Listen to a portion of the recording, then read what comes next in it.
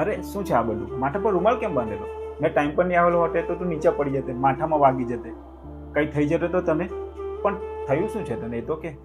સવારનું માથું બહુ દુખે છે અને ચક્કર પણ આવે છે. માથું પણ દુખે અને ચક્કર પણ આવે છે તો બી તું કામ કરે? તો શું કરું? ઘરની વહુ છું મેં, એટલે કરવું પડે. એટલે તું કહેવા શું માંગે છે? જ્યારે ઘરની દીકરીની તબિયત ખરાબ હોય ને ત્યારે માં કહે છે કે જા બેટા સૂઈ જા, આરામ કર.